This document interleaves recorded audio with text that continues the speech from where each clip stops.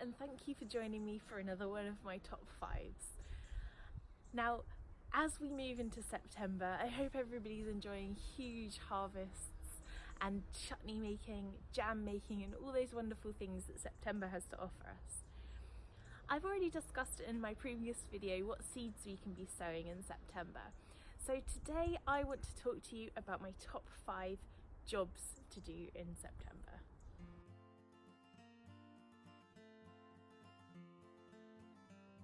So number 5 on my list is to give your pumpkins some support and raise them off the ground a little.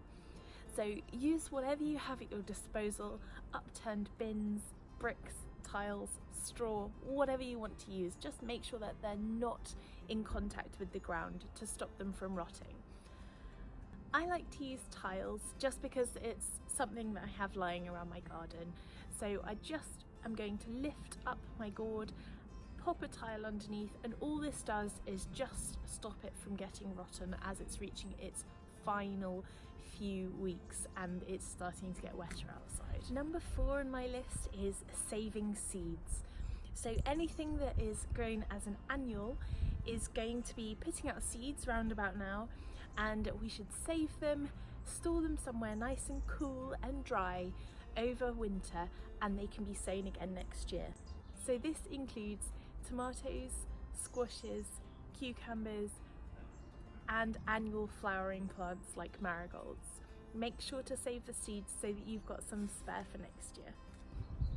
Number 3 on my list is to keep collecting your fallen, dying fruit.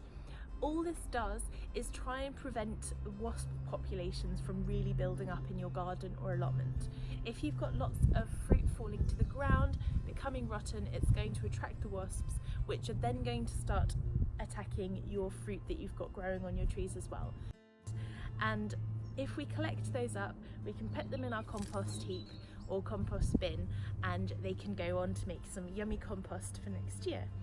I like to put my apples and pears and other fruits into a sealed compost bin just because this keeps everything in and it means that the wasps can't get to it. Number 2 on my list is to encourage your fruits to ripen.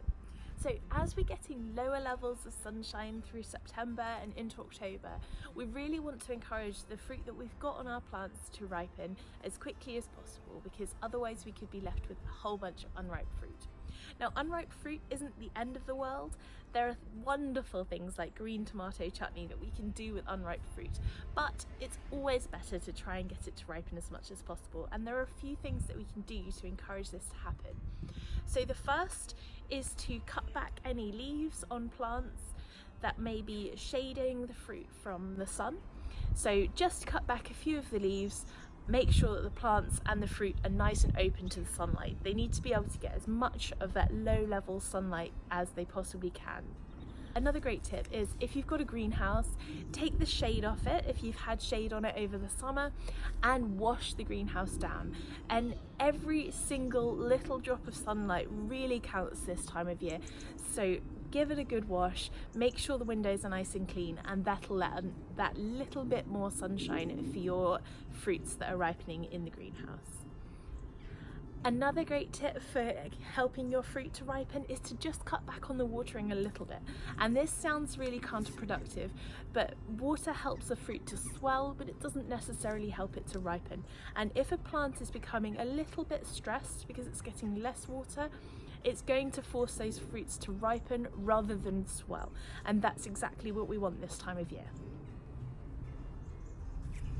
And number 1 on my list, finally, is to sow green manure. Now, green manure are plants that add nutrients to the soil rather than taking it away. So if you have any bare soil in your vegetable patch or allotment over winter, green manure is a really good option to keep the weeds down and to add some nutrients to the soil. And when they go over in the spring, you can turn them into the soil and they'll add even more.